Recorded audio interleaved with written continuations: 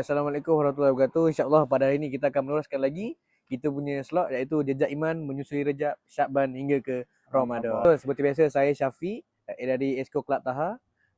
Yusra sebagai sesi 2526. So saudara boleh memperkenalkan diri. Saya Rizwan Haris dari pelajar Jabatan Suludin. Apa khabar? Baik. Alhamdulillah.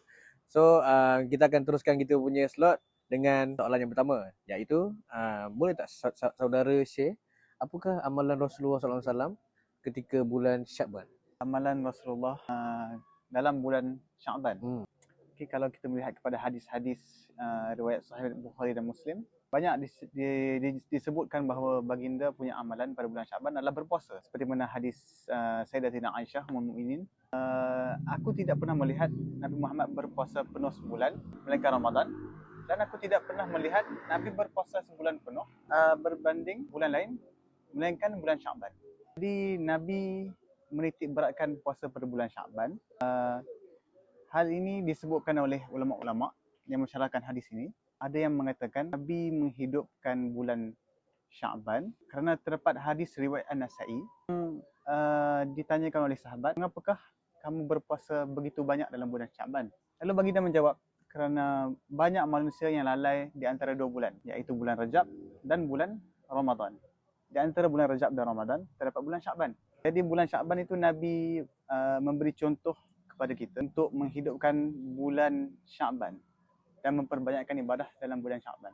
Jadi baginda sendiri yang memberikan contoh untuk berpuasa, kerana berpuasa dan melakukan ibadah ketika mana manusia sedang lalai itu memiliki derajat dan ganjaran yang tinggi di sisi Allah Subhanahu Wa Taala. Okay, itu saja.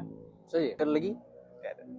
Okey, apa yang kita dapat simpul kat sini, kita melihat amalan Nabi Muhammad SAW, iaitu beliau banyak berpuasa pada bulan Syakban.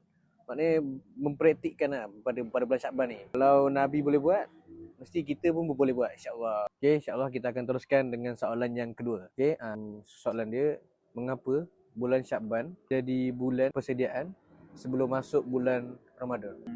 Bulan Syakban, cara tradisinya dianggap oleh para ulama sebagai marhalah tamhidiyah, iaitu fasa persediaan sebelum memasuki Ramadan. Jadi apakah itu marhalah tamhidiyah? Itu fasa persediaan. Okay, yang pertama iaitu meningkatkan ibadah dan amalan-amalan sunat seperti berpuasa, qiyamul lail, membaca Al-Quran dan sebagainya. Para ulama salaf juga menyebutkan bulan Syakban ni adalah bulan persediaan sebelum menuju ataupun memperbanyakkan ibadah-ibadah di dalam bulan Ramadan. Jadi sebelum kita melakukan ibadah yang begitu banyak, kita berlatih dulu. Kita mulakan dalam bulan Syakban supaya tidak terbeban dan sebagainya.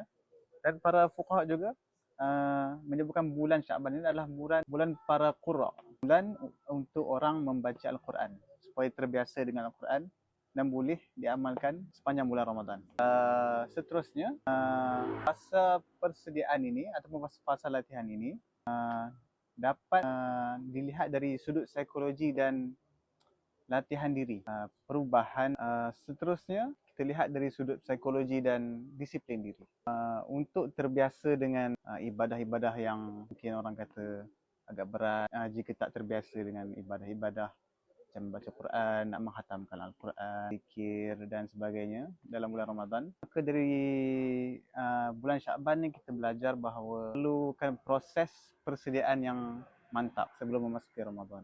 Jadi sebelum memasuki Ramadan kita perlu pasang niat untuk mengubah diri menjadi lebih baik, meningkatkan ketakwaan, tingkatkan ibadah kita, mendekatkan diri kita dengan Allah, jadi lebih baik atau meningkatkan ibadah dan sebagainya. Ya, jadi itulah mengapa bulan Syakban dinamakan bulan persediaan sebelum menuju Ramadan.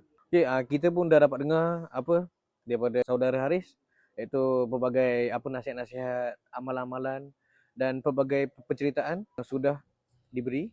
Okey, saya rasa itu saja untuk slot pada kali ini. Terima kasih saudara. Okey, kita akan jumpa di lain video dan di orang yang lain, guest yang lain. Kalau korang nak tahu siapa yang saya akan jemput untuk slot Jejak Iman yang ke depan, stay tune.